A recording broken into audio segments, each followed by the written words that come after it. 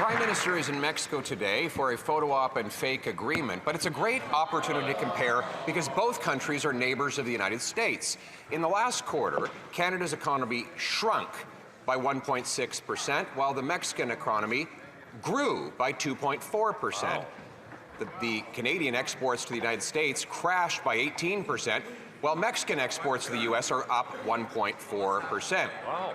And the Canadian unemployment rate is 3 times higher than Mexicans. Wow. Will the Prime Minister ask his Mexican friends what they're doing right that he's doing so wrong? Right.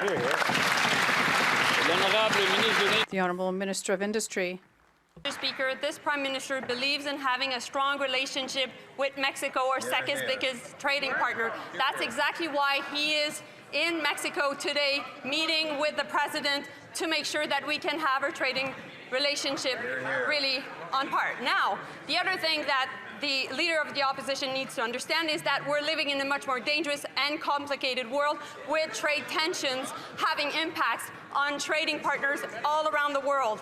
We will stand up for workers, we'll stand up for our businesses, and we'll build Canada strong. The Honourable Leader of the Opposition. This is the time in the life cycle of any Liberal government when they go from making promises to making excuses.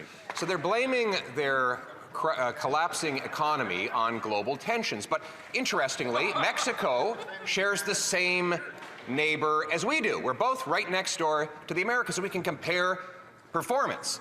But in the most recent quarter, the Mexican economy has actually grown by 2.4%. The Canadian economy down by 1.6%. Our unemployment is three times what theirs is. Why? The Honourable Minister of Industry.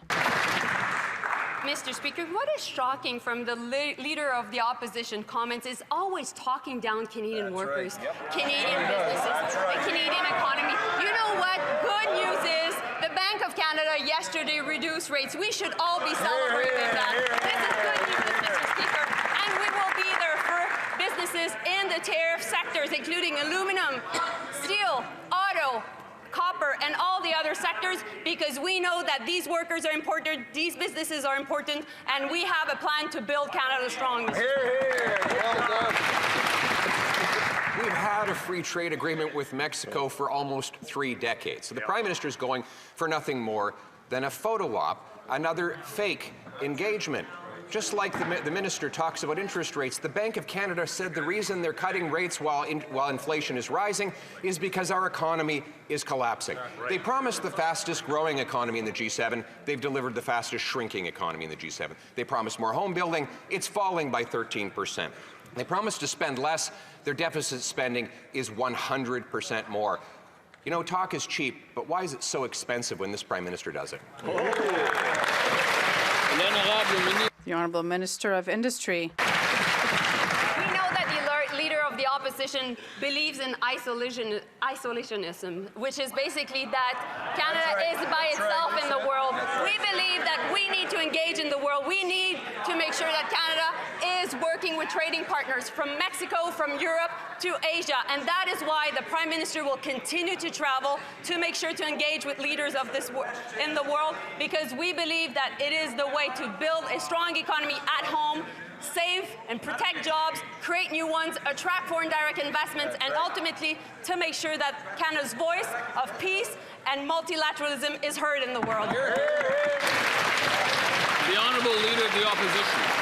Mr. Speaker, we've had free trade agreements with all of those countries and regions for over a decade, and yet the Prime Minister is busy, looking busy, flying around, grip and grin, pretending to do a lot while doing very little. But he could make use of all of that expensive travel by asking all of those other places why their economy is so much stronger than the one that he now leads.